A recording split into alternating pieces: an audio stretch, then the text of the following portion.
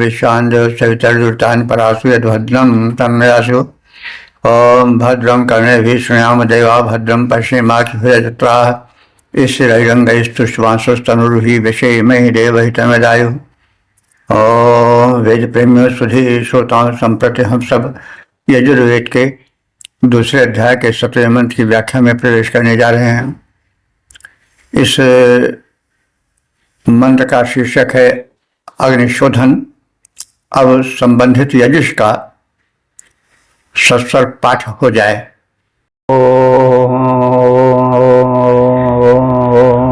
अग्ने वाजाजिद्वाजन्त वा सार्क्ष्यन्तं वाजाजितग्गु सम्मार्जमे। नमो देवेभ्यः सुबाधा पितृभ्यः सूयामे मे भूयास्तामस्कन्नामज्यादे। इस 17वें मंत्र में यज्ञाग्नि की महिमा एवं उसके शोधन का कथन है। तो अग्नि तो पावक कहे जाते हैं, पावक का अर्थ होता है पवित्र करने वाला, लेकिन फिर भी यज्ञ अवसर पर जो एक शोधन की प्रक्रिया चलती है उसके दौरान अग्नि के भी शोधन का कथन है। शुद्ध को भी शुद्ध किया जाता है और महान को भी महान बताया जाता है। तो यह एक प्रक्रिया है यज्ञ की। तो अग्नि की महिमा का कथन है। फिर यज्ञ में उनके शोधन की बात कही गई। हे अग्नि, हे अग्निदेव, तुम बाजजित, तुम बल के विजेता हो अथवा अन्न के विजेता हो। बाज माने बल भी होता है, बाज माने अन्न भी होता है। तो अग्नि देवता बल के भी विजेता हैं और अन्न के भी विजेता हैं। यह कैसे? शत्रुओं के बल का और शत्रुओं के अन्न का। उस समय अन्न सबसे बड़ा धन था। जिसके पास जितना अन्न होता था वो उतना ही संपन्न माना जाता था। तो शत्रुओं के अन्न को जीतने वाले हैं अग्निदेव। तो अग्निदेव कैसे शत्रु के अग्नि को जीतते हैं, इस पर ध्यान देना आवश्यक है। देखिए, अग्नि ऊर्जा के उत्पादक है। तो ऊर्जा, हम भोजन करते हैं तो जो अन्न है उसको वे जठराग्नि बनकर पचाते हैं। फिर इस प्रकार से मेटाबॉलिज्म प्रक्रिया जो चलती है, अग्नि से पचकर रस हुआ, रस से रक्त हुआ, रक्त से मांस हुआ, मांस से मेद, फिर अस्थि, फिर मज्जा आदि। तो और फिर अंत में वो बल के रूप में, शौच के रूप में प्रकट होता है। तो अग्नि बल या ऊर्जा के प्रदायक हैं। और जब बल और ऊर्जा का संचार होता है व्यक्ति में, तो वह विजय में समर्थ हो जाता है। यदि ऊर्जा न हो तो विजय नहीं होगी। तो अग्नि ऊर्जा के प्रतीक हैं या ऊर्जा के प्रदायक हैं, और उस ऊर्जा के बल से शत्रुओं के बल को जीता जाता है अथवा उनके अधिकार में गए हुए अन्न को युद्ध द्वारा जीत लिया जाता है। इसलिए अग्नि को बाजजित कहा गया है। तो हे शत्रुओं के अन्न धन को जीतने वाले अग्निदेव, बाजम सरिष्यन्ते, अन्न के प्रति जाने वाले, बाज शिरम तो अन्न के जीतने वाले तेरा सम्मर्यामी, मैं शोधन करता हूं। तो अन्न को जीतने वाले अग्निदेव, अग्निजित कहकर उनकी महत्ता का कथन किया गया है। और अग्नि क्रिया में अर्थात याज्ञिक प्रक्रिया में अग्नि के शोधन का कथन है कि हे अग्नि, जो तुम बल के प्रतीक हो, ऊर्जा हो या ऊर्जा रूप हो, तुम्हें मैं यज्ञ प्रक्रिया के सक्षम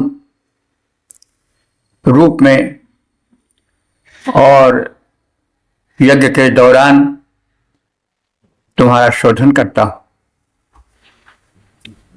और तेजे देवेभ्यः नमः, मैं देवों को नमन करता हूं। पितृभ्यः स्वधा, पितरों को स्वधा उच्चारण के साथ आहुति प्रदान करता हूं। यह नियम है कि देवेभ्यः नमः, पितृभ्यः स्वधा। तो नमः और स्वधा एक ही अर्थ प्रकट करते हैं, लेकिन देवों के लिए नमः शब्द कहा जाता है और उसी अर्थ में पितरों के लिए स्वधा कहा जाता है। तो पितृ को आप सब जानते हैं, मनुष्य जब पितर लोक में जाता है, पितर बन जाता है, तो वे भी एक तरह से देव की कोठ में आ जाते हैं। और संतानों का कर्तव्य होता है कि पितरों को नमन करें। तो हे शत्रुओं को पराभूत कर उनके अन्न धन को प्राप्त कराने वाले अग्निदेव, अन्न को जीतने वाले, शत्रुओं के अन्न धन को भक्तों के वश में कराने वाले, मैं यज्ञ के इस उपक्रम में तुम्हारा शोधन करता हूं। तुम श्रद्धापूर्वक पितरों के अन्न देने में, आहुति देने में सहायक बनो। मैं तुम्हें स्वाहापूर्वक देवों को प्रणाम करके उनको आहुति प्रदान करता हूं या करूंगा शीघ्र ही। और श्रद्धापूर्वक उसी क्रम में पितरों को भी आहुति प्रदान करूंगा, उन्हें प्रणाम करूंगा। और हमारे इस यज्ञ कर्म में हे यज्ञ देवता, तुम सहायक बनो। तो हे शत्रुओं को पराभूत कर अन्न प्राप्त कराने वाले अग्निदेव, अन्न को जीतने वाले, तुम्हारा मैं शोधन करता हूं। स्वाहापूर्वक देवों को मैं प्रणाम करता हूं, श्रद्धापूर्वक पितरों को प्रणाम करता हूं। हे अग्निदेव, तुम इस यज्ञ प्रक्रिया में मेरे सहायक बनो। हे अग्निदेव, तुम अन्न जीतते, प्राप्त कराते सारा, शत्रु जीतने वाले कर्ता, शोधन देव तुम्हारा। स्वाहा स्वधा पूर्वक पूजित देव और पितर सारे, उन्हें प्रणाम। सहायक बनकर आए सभी हमारे। तो अग्नि अन्न परिपक्व करता है, अस्तु जो उससे ऊर्जा होती है शरीर में, उस ऊर्जा के बल से शत्रुओं को परास्त कर उनकी संपत्ति, उनका अन्न धन जीता जाता है। तो जीतता तो व्यक्ति है, लेकिन ऊर्जा अग्नि देते हैं, इसलिए कह दिया गया है कि अग्निदेव ही ऊर्जा बनकर शत्रुओं के अन्न धन को भक्तों के, सज्जनों के पाले में करते हैं, सज्जनों के शिकार में करते हैं। ओम वेद प्रेमियों, सुधी श्रोताओं, संप्रति हम सब यजुर्वेद के दूसरे अध्याय के 8वें मंत्र की व्याख्या में प्रवेश करने जा रहे हैं। मंत्र का शीर्षक है यज्ञ भूमि की महिमा। अब संबंधित मंत्र का सर्वप्रथम सस्वर पाठ हो जाए। तामस्कन्ना मद्या देवेभ्य आज्यज्ञो संभ्रिया समङ्घ्रिणा विष्णो मातवा वक्रामेखं वसुमती मग्ने ते छायामुपस्थेखं विष्णोस्था नमसीत इंद्रो वीर्जामकृणो दूर्ध्वोध्वार आस्थात।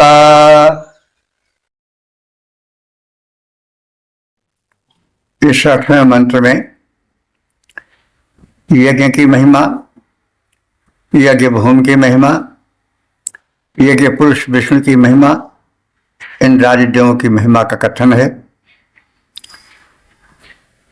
आद्य देवेभ्य, आज मैं इस यज्ञ अवसर पर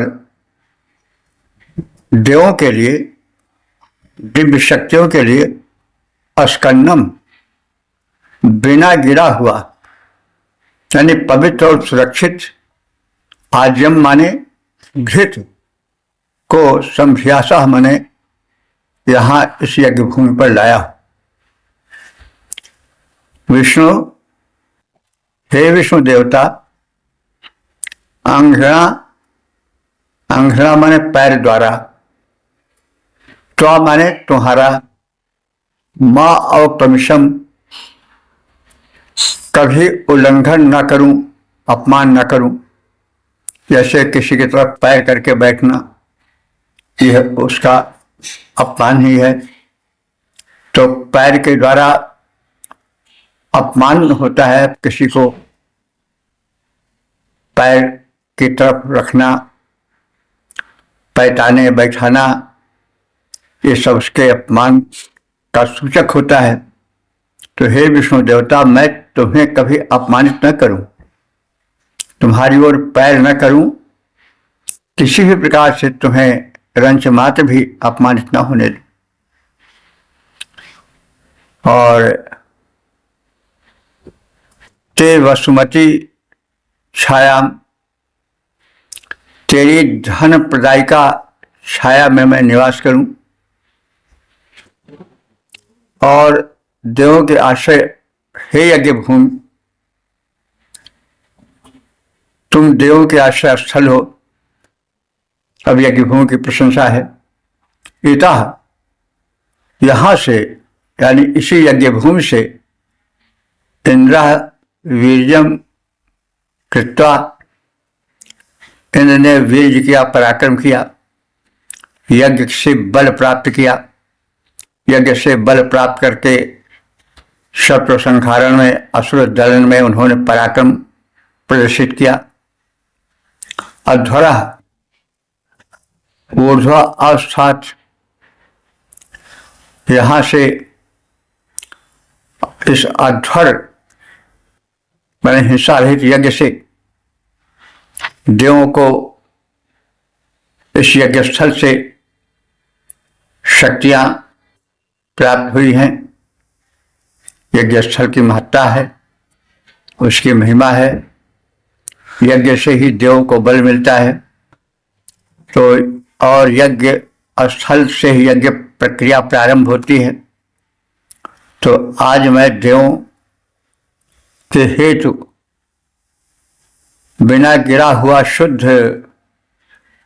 संपूर्ण रूप से सुरक्षित पवित्र घृत को आहुति हेतु यज्ञ भूमि पर लाया हूं।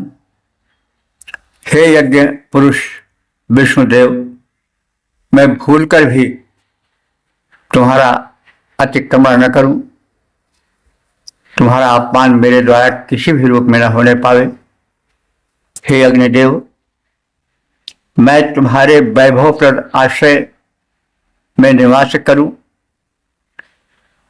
हे यज्ञ प्रदेश, हे यज्ञ भूमि, तुम विष्णु के निवास स्थान हो।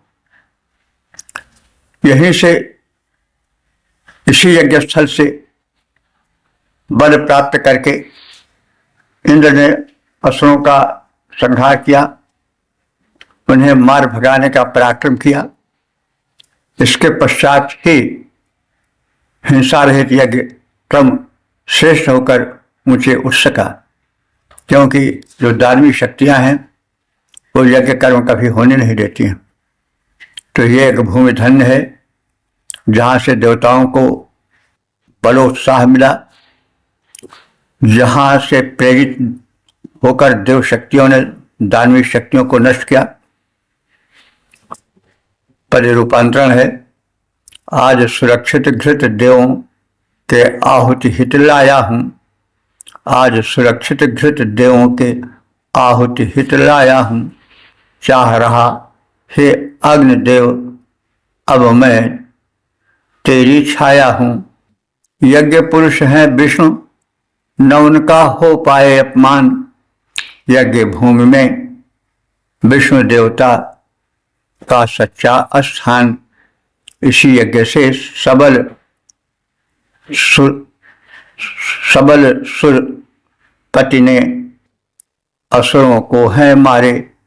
इसी यज्ञ से सबल हुए सुरपति ने असुरों के बल को हैं मारे।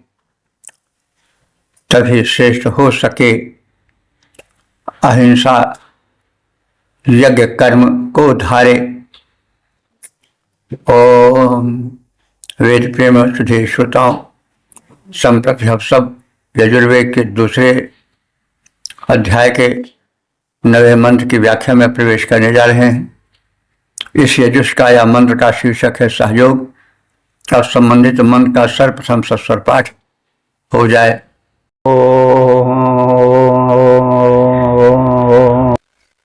अग्ने वेरेहोत्तरं वेर्दूत्यामावतान्तवान्वियावा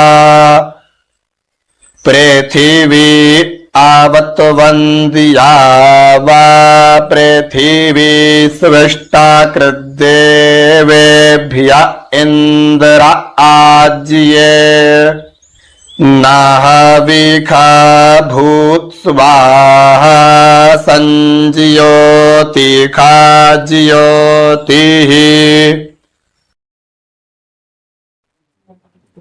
इस 9वें यजुष में अथवा मंत्र में अग्निदेव के द्वारा किए जाने वाले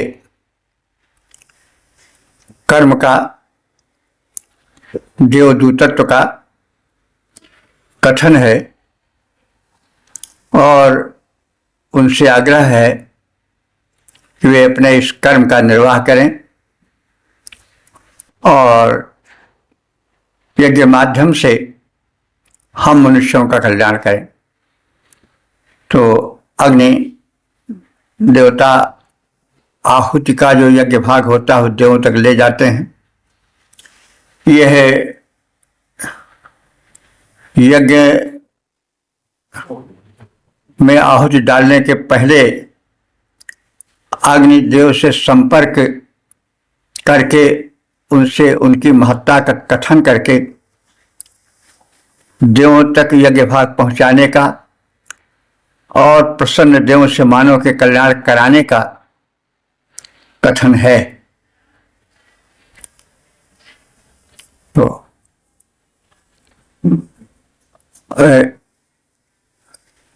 अग्नि, हे हित में आगे रहने वाले अग्नि देवता, होत्रे वे, तुम होत्र यानी हवन प्रक्रिया को पूर्ण रूप से समझो। दूतम वे, तुम अपने दूतत्व कर्म को पहचानो, क्योंकि यज्ञ होने जा रहा है। तुम इस यज्ञ कर्म की महत्ता को समझो। तुम देवदूत हो, अपने दूतत्व निर्वाह के कर्म को समझो और तुम भूलोक की रक्षा करो। इंद्र हविषा आज्येन, इंद्र हवि रूप घृत से तृप्त हो। देवेभ्यः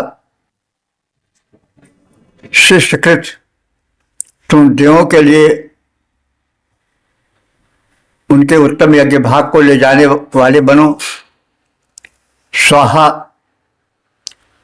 स्वाहा शब्दोच्चारण के साथ हम यज्ञ वेदी में आहुति अर्पण करते हैं। यह आप सब जानते हैं कि जब आहुति अर्पित की जाती है तो प्रत्येक अर्पण के साथ स्वाहा शब्द कहा जाता है। स्वाहा का अर्थ हुआ कि अपनत्व का त्याग। मनुष्य में एक मोह होता है, लगाव होता है, लोभ होता है। वह अपने पास आई हुई वस्तु को अपनी समझ लेता है और उसको अपना अर्जन समझ के जब प्रदान का अवसर आता है, देने का अवसर आता है, तो संकुचित हो जाता है। यह भावना प्रदान में बाधक होती है। इसलिए यज्ञ में जब देवों को आहुतियां दी जाती हैं तो आहुति में अन्न धन आदि समर्पित किया जाता है। तो इसलिए स्वाहा का कहा जाता है, स्वाहोच्चार किया जाता है। उससे यह आशय प्रकट किया जाता है कि मैं अब इस हव्य से, इस अर्पण से अपनत्व हटा ले रहा हूं और बिना किसी लगाव के इसे त्यागपूर्वक देवार्पण कर रहा हूं। तो इसलिए देवार्पण के द्वारा तेज को जगाकर देवा पृथ्वी में अपने ध्वनि को विस्तारित किया जाए और कहा जाए कि त्वाम अवताम, तुम सबको दिलोक और भूलोक रक्षा प्रदान करें। हे अग्नि, तुम अग्निहोत्र को पहचानो, अग्नि क्रिया आहुति की महत्ता को समझो, अपने दौत्य कर्म को समझो, उत्तरदायित्व का निर्वाह करो, दूतत्व को जानो। दूत कर्म करते हुए दिलोक और भूलोक तुम्हारी रक्षा करे और तुम भी दिलोक और भूलोक की रक्षा करो। इंद्र घृताहुत से प्रसन्न होकर दिव्य शक्तियों का आवाहन कर अभीष्ट प्रदान करें, शक्ति वर्धन करें और दिव्य शक्तियों को प्रसन्न करें। स्वाहा अर्थात स्वार्थ भावना का अर्पण के समय त्याग का भाव भरे रहें और मनुष्यों में अर्पण के समय यह जो एक लगाव होता है वस्तु से, उस लगाव को दूर करने की चेष्टा करते रहें। समर्थ देवों का चिंतन हो और चिंतन द्वारा लोकहित हो और सब मानवता का विकास करें। हे अग्नि, दूत तुम दूत कर्म को भली भांति से पहचानो। हे अग्नि, दूत तुम दूत कर्म को भली भांति से पहचानो। भूनभ तुम्हें बचाए, उनकी रक्षा का तुम व्रत ठानो। इंद्र प्रसन्न सभी देवों हो तुष्ट करें, उल्लास भरे ज्योति में ज्योति मिले मानो, नित्य नवीन विकास करें। तो स्वाहा के विषय में हम जान चुके हैं। इस प्रकार से ओम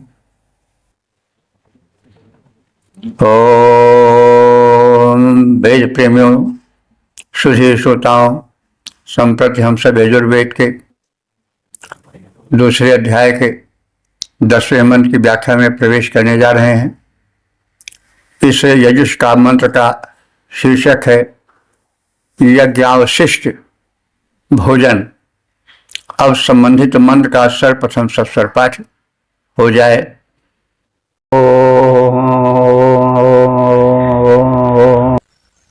मयीदामिन्द्र इन्द्रियं दधातु अस्मान्नरायो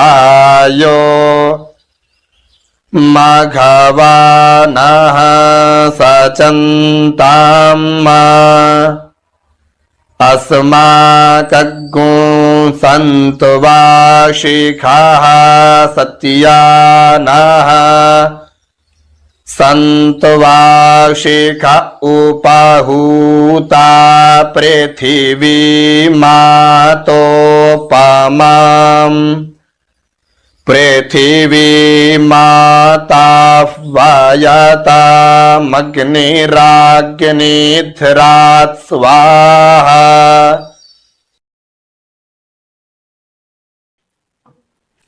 इस 10वें यजुष में यज्ञावशिष्ट आहार का सेवन हो। यज्ञ श्रेष्ठतम कर्म है, यज्ञ अर्पण का कर्म है। तो लोक के हित में, दिव्य शक्तियों के पूजन में जो अर्पण किया जाता है, उस अर्पण के पश्चात जो प्रसाद रूप में बचे, वही यज्ञावशिष्ट आहार है। उसी का सेवन करना चाहिए और उसी से जीवन धन्य बनता है। इंद्र, हे इंद्र देवता, हे हमारे स्वामी प्रभु, मई माने मुझ में, इदम इंद्रियम दधातु, यह इंद्रिय शक्ति स्थिर रखो। यानी हमारी इंद्रियों में, हाथ में, पैर में, नेत्र में, कर्ण में, सब में शक्ति बनी रहे, क्षीण न हो। मघवाना, हे धनवान इंद्र और धनवान के स्वामी प्रभु, अस्मान, हम यज्ञकर्ताओं को राया, राय कहते हैं धन को, धन धान्य प्रदान करो, क्योंकि धन ही धन्य कर पाता है। अस्माकम आशीष, हमारा जो अभीष्ट है वो तुम्हारे आशीर्वाद से पूर्ण हो। सत्यासंतु, सत्य सिद्ध हो, स्वाहा, हम स्वाहा यानी सत्व समर्पण, सत्व त्याग पूर्ण समर्पण कर रहे हैं। और जो समर्पण करें वो त्यागपूर्ण हो, क्योंकि जब लगाव से अपनत्व से भरा समर्पण होता है तो वह समर्पण अधूरा या दूषित समर्पण होता है।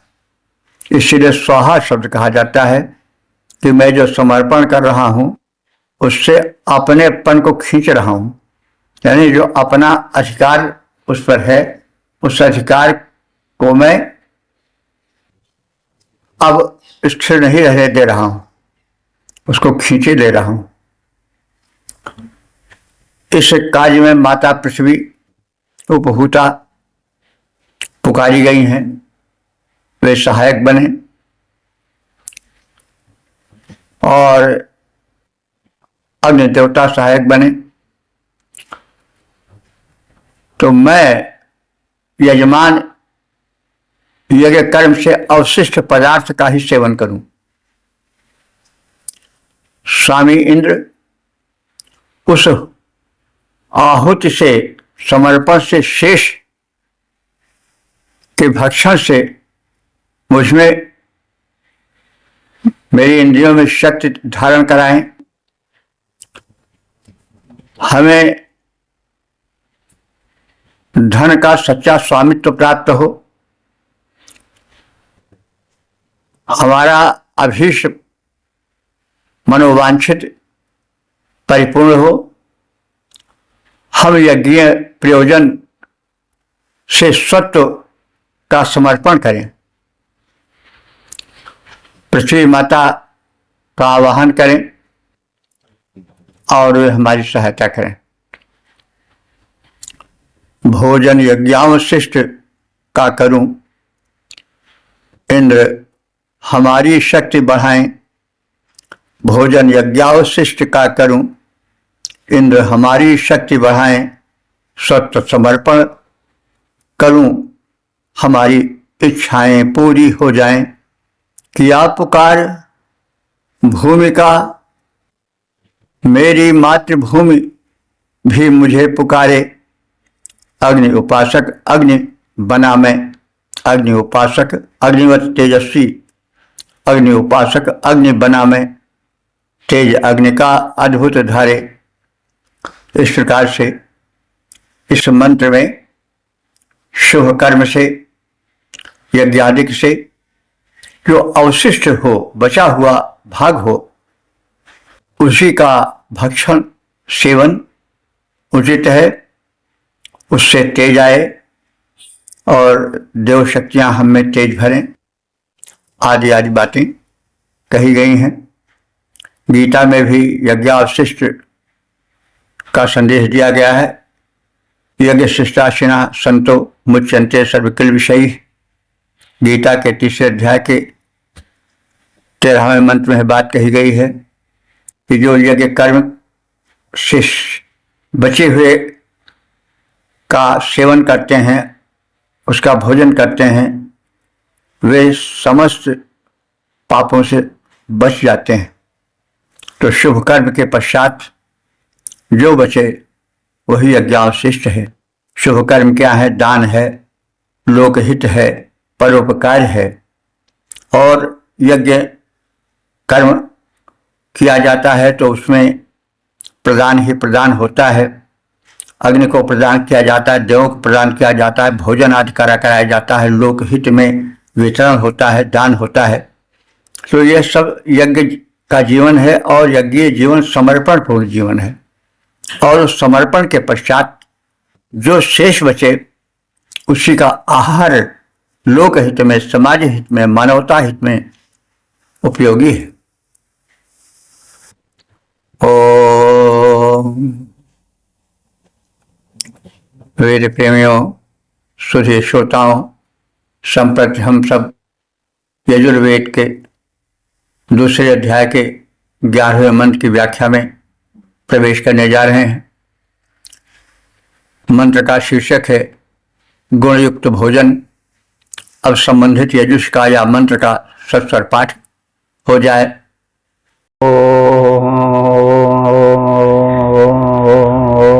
पाहूतोद्यौख पीतो पामान्द्यौख पीता वायता मग्निराग्निधरात् स्वाहा देवस्यत्वा सवितुः प्रसवेष्विनोर्वाहुभियाम् पूषणो हस्ताभ्याम्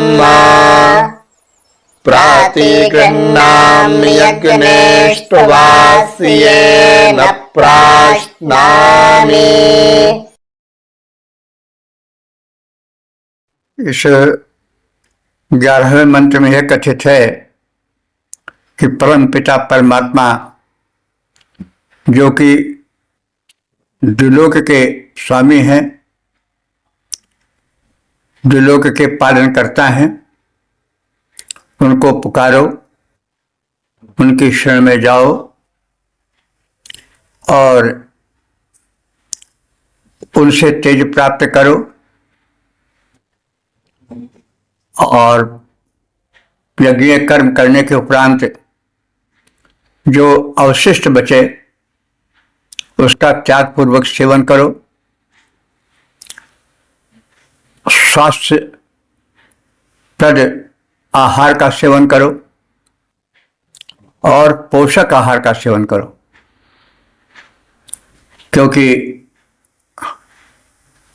आहार शुद्ध होने पर ही सत्व की, शरीर के स्वभाव की, शरीर की शक्ति की, शरीर की ऊर्जा की शुद्धि होती है, विचारों की शुद्धि होती है।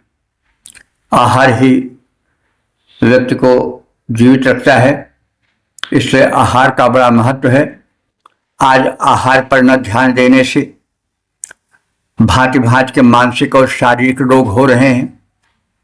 इसलिए ऋग्वेद में बहुत पहले ऋषियों ने सूचित कर दिया था कि उचित आहार का सेवन करो और उसको आयुर्वेदिक दृष्टिकोण से, वैद्यकीय दृष्टिकोण से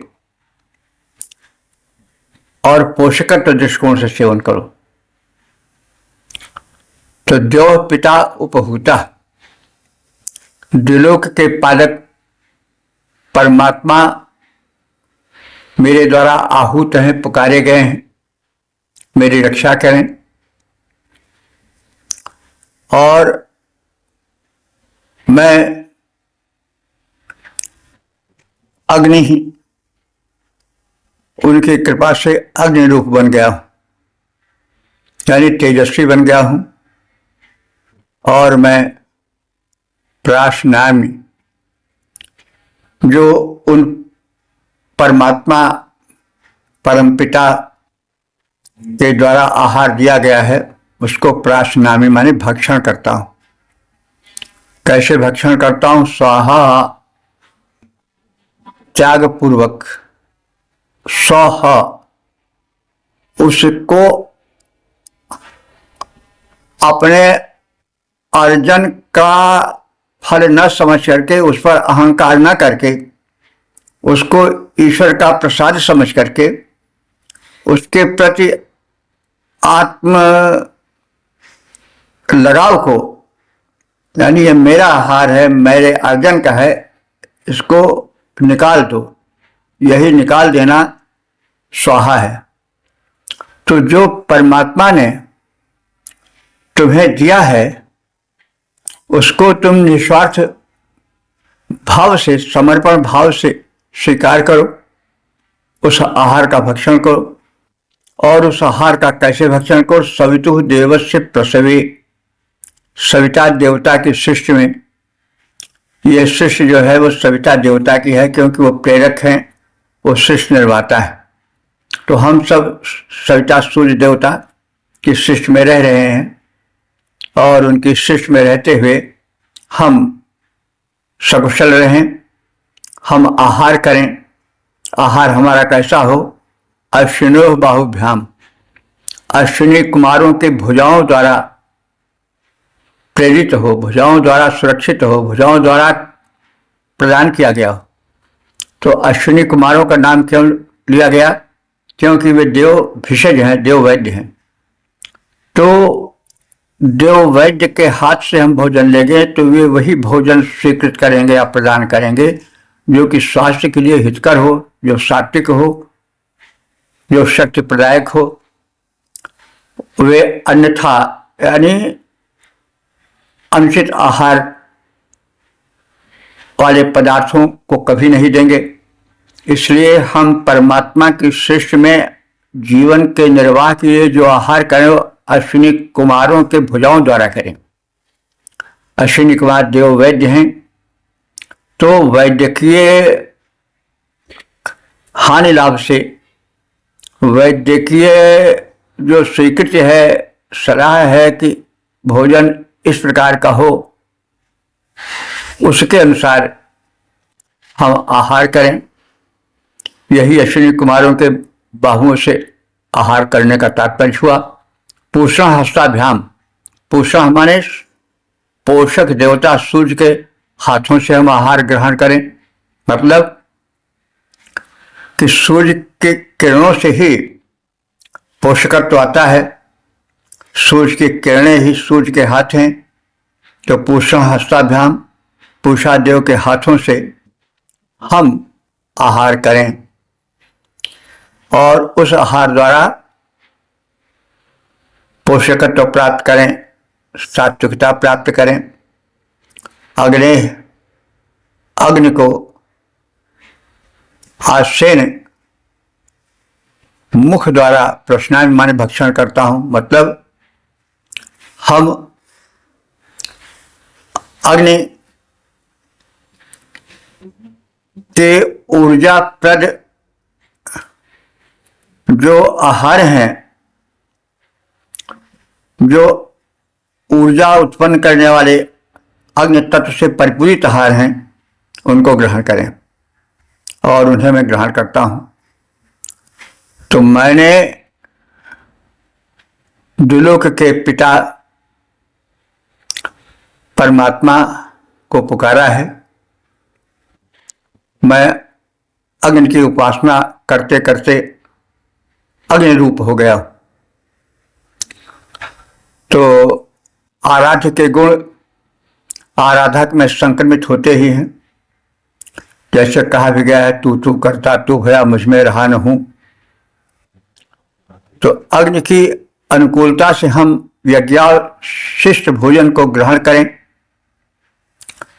आहुति रूप यज्ञाशिष्ट से हमारा कल्याण हो और सर्वोत्पादक देव सविता के शिष्य में हम अश्विनी कुमारों की बाहों से, हाथों से और पूषा देव के हाथों से आहार ग्रहण करें। यह स्पष्ट कर दिया गया है कि अश्विनी कुमार के हाथों से भोजन करने का क्या तात्पर्य हुआ, पूषा के हाथों से भोजन करने का क्या तात्पर्य हुआ। यानी हम जो आयुर्वेदीय दृष्टिकोण से शरीर के लिए उत्तम हो उसको, और जो पोषण युक्त हो उनको ही आहार बनावें। जिह्वा के स्वाद को ध्यान में रख करके निरर्थक वस्तुओं का भक्षण न करें। देव पिता को मुझको देव पिता ने पुकारा, बन उसके अनुरूप गुणों को मैंने उनके धारा। अश्विनी कुमार के हाथ और पूषा कर से मैं खाता, यज्ञावशेष को पोषक मुख से मैं भक्षण कर जाता। वही अश्विनी कुमार देव वैद्य हैं। उनके हाथों से खाने का तात्पर्य बताया गया है कि अनर्गल भोजन न किया जाए और सही गुणों से युक्त भोजन हो। पूषा के हाथों से तात्पर्य हुआ कि पोषण युक्त आहार हो।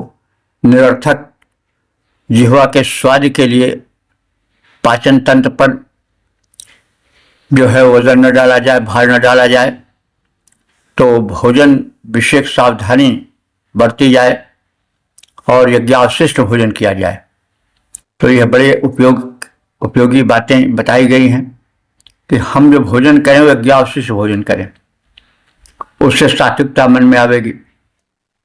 लोग भोजन क्या करते हैं, जो देश दुनिया को लूट करके आता है उसको खाते हैं। ज़्यादातर प्रवृत्तियां ऐसी हैं कि आज आदान यानी ले करके लोगों से खींच करके किसी तरह से जो हम पाते हैं उसी को खाते पीते उड़ाते हैं, लेकिन हम प्रदान करके जो शेष बचता है उसका आहार नहीं करते हैं। इसीलिए चिंतन में, हमारे व्यवहार में और उस अन्न से खाने वाले परिवार के व्यवहार में विषमता आती है, एक रूपता नहीं आ पाती है, सात्विकता नहीं आ पाती है, तामसिकता आती है और परिवार विखंडित होता है, व्यक्तित्व विखंडित होता है। तो बड़े भाव के मंत्र हैं, इन पर ध्यान देना चाहिए कि क्रिया यज्ञ की है, यज्ञ के साथ साथ यज्ञीय भावना का होना आवश्यक है और देवताओं को समर्पण के साथ साथ मनुष्य जो देवताओं के भक्त हैं, देवताओं को आहुति चढ़ा रहे हैं, वे कैसे रहें, उनका आहार विहार कैसा हो, इसका भी साथ ही साथ इनमें शिक्षण दे दिया जाता है। तो केवल आहुति देना ही नहीं, वरन उसके साथ साथ हम अपने जीवन को कैसे ऊंचे उठावें, इसका शिक्षण प्रशिक्षण भी इन मंत्रों में है और यह परम आवश्यक है। ओम वेद प्रेम सुधी श्रोताओं संप्रति हम सब यजुर्वेद के दूसरे अध्याय के 12वें मंत्र की व्याख्या में प्रवेश करने जा रहे हैं। इसका शीर्षक है रक्षार्थ प्रार्थना। अब संबंधित यजुष का अथवा मंत्र का सर्वप्रथम सस्वर पाठ हो जाए। एतन्ते देवासा वितर्जयं प्राहुर्बृहस्पतये ब्रह्मणे ते नाजजियामावते नाजजियापातिन्ते नमामव।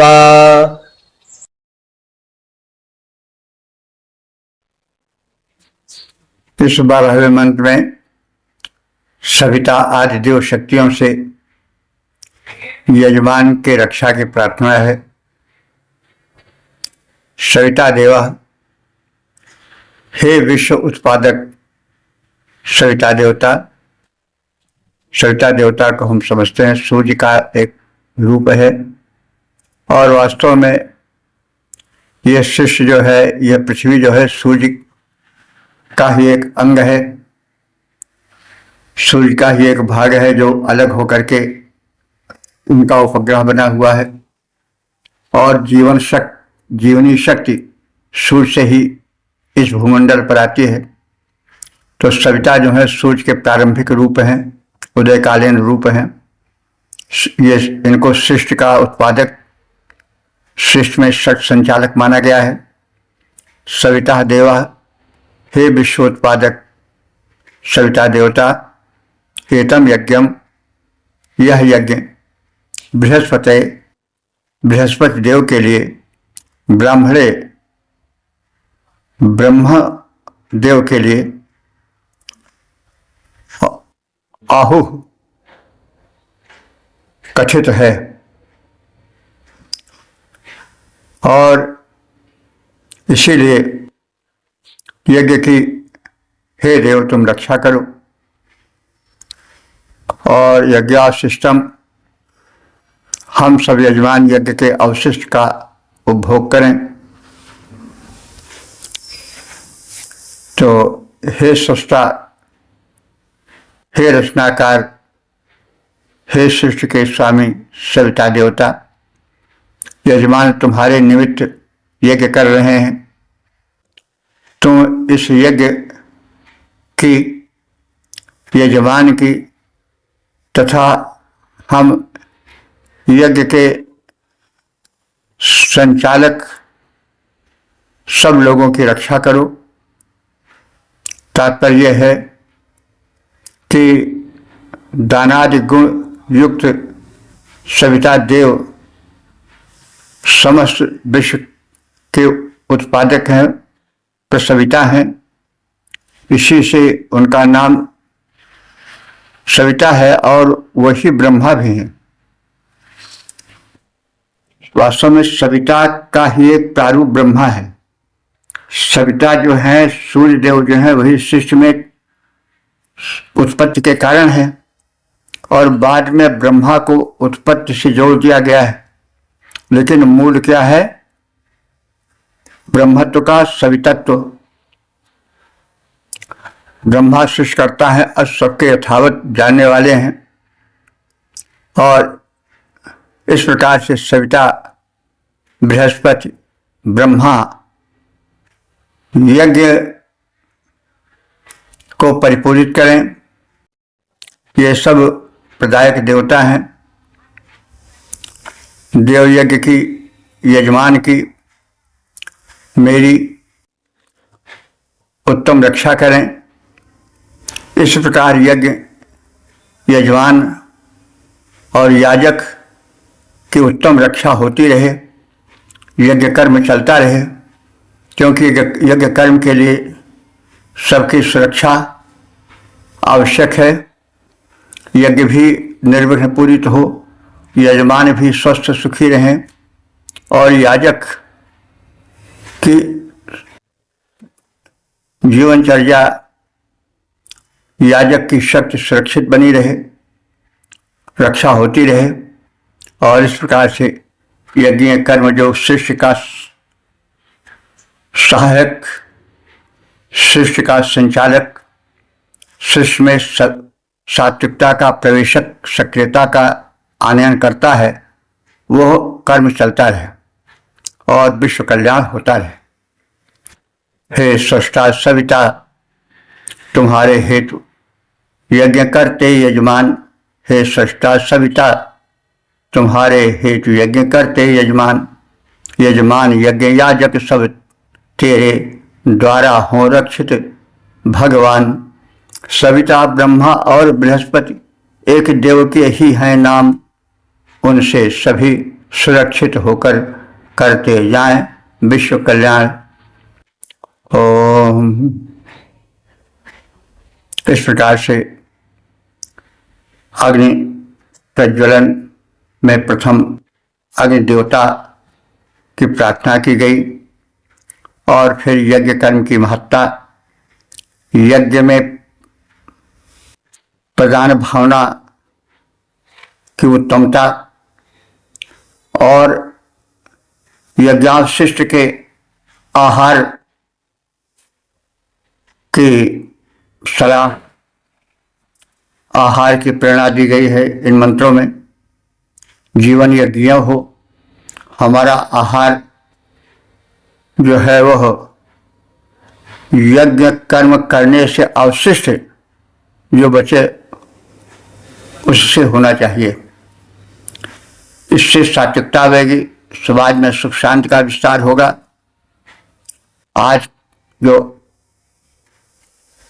चारों ओर से खिंचाव है, तनाव है, उसका कारण है कि हम लोग यज्ञावशिष्ट का सेवन नहीं करते हैं।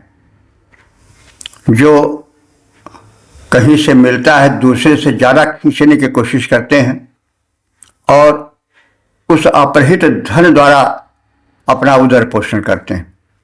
ये विपरीत भावना हुई। भोजन वो होना चाहिए जो हम समाज के लिए, राष्ट्र के लिए अर्पण करें। उस अर्पण से जो बचे वही आहार करना चाहिए, वही यज्ञीय आहार है और वही सात्विकता लाएगा, वही जीवन में, समाज में संतुलन लाएगा। इसलिए यज्ञीय जीवन और यज्ञ से अवशिष्ट भोजन पर विशेष बल दिया गया है इन मंत्रों में। तो हम वेद मंत्रों की महत्ता समझें, उनमें छिपे हुए संदेश को विधिवत समझें, समझाएं, पालन करने की, उस पर चलने की चेष्टा करें। ओम। सर्वे भवन्तु सुखिनः, सर्वे सन्तु निरामयाः, सर्वे भद्राणि पश्यन्तु, मा कश्चित् दुःख भाग् भवेत्।